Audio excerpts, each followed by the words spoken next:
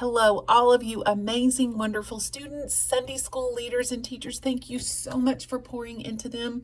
I am here to get you ready for Sunday school this coming Sunday. We are in our series called Wonder, and it is all about leading us. We look at the wonders of the world, and it leaves us in awe, and where we want to just worship Him. So this week, we're on week 3, and we are looking at Niagara Falls. And so I was watching some videos. It's pretty crazy. There's people that have gone over Niagara Falls. The first lady, she actually went in a barrel.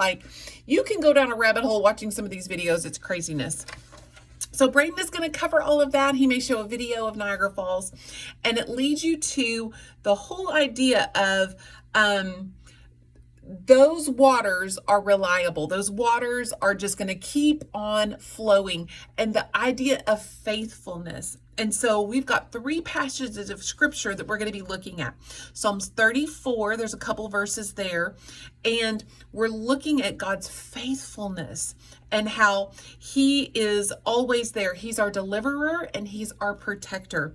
We're going to also look at Hebrews chapter 12, verses 1 and 2. Now, if you look just a couple chapters before, that's the Hall of Fame.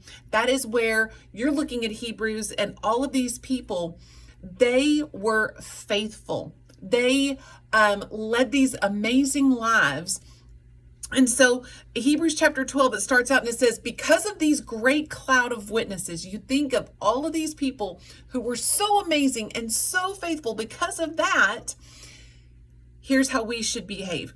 And then it says, because of the prize set before Jesus, He was able to endure the cross. And so Christ's faithfulness is shown in Him being enduring the cross. So the third thing that you're going to be looking at is Psalm 77. And it again is talking about His faithfulness. And for these kids, for these students, they probably don't see lots of faithfulness. The truth is the divorce rate's well over 50%. And so faithful friends, that's hard. They don't have the consistent friendships. They don't have those faithful friendships. And so God's faithfulness is in complete contrast to what we know. So one of the object lessons that they have is talking about His faithfulness. It just covers us. So I've got some rocks.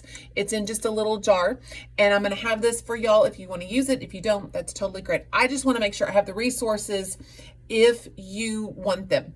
So these rocks have even crevices and all of these little cracks in them. I don't know if y'all can see all of these little cracks. And I've got different kinds of rocks in here.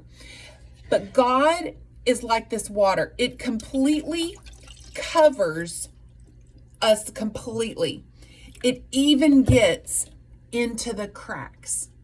His faithfulness is uncomparable. So that's a little bit of what you're going to be teaching this coming Sunday morning. I just want to tell you thank you.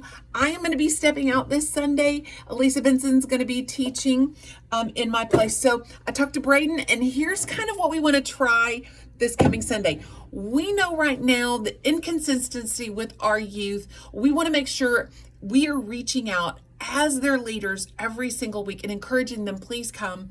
We want you with us. And we want to make sure if we have the numbers, we're going to break into groups. So here's the groups that we want to try this week. We would love to put 11th and 12th grade boys and girls and guys, because they're students now, girls and guys together.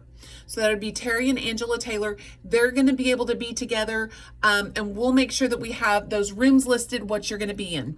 So 11th and 12th together, guys and gals, and they can team teach. And then we're going to break into 9th and 10th boys, 9th and 10th girls, 7th and 8th boys, and 7th and 8th girls. Again, if you only have one student, maybe 2, definitely if there's just one, go with the other class and team teach those kids. So I'm going to make sure in this video I write down hey, these are the rooms that I would encourage y'all to use for this coming Sunday.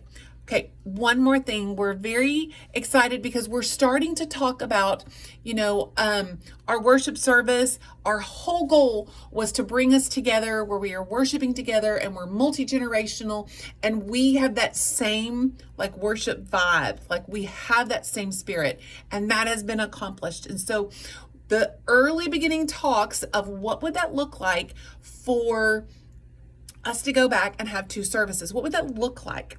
And so again, this is just the early steps of talking, and we are going to make sure we want to hear from all ages and all stages. And so there's going to be some meetings set up where we get to hear from parents and leaders and like what are your thoughts when you hear about 2 worship services? When we throw out some ideas of some times and things, we want to hear from you. So start thinking about it, start praying about it. And yes, so that's number 1. Pray for your student ministry team. Please pray as we start getting together and thinking about what is this going to be for us to have a worship pastor, like praying for that team to come together. Please pray as we are looking at 2 services, and please pray for your students this week. Pray for them by name, speak their name out loud, and reach out to them this week. I cannot tell you guys how much I love you and how much I appreciate all that you're doing. There's just no words, because you'll get to see it all in eternity. But I am so grateful for y'all. Have an awesome weekend.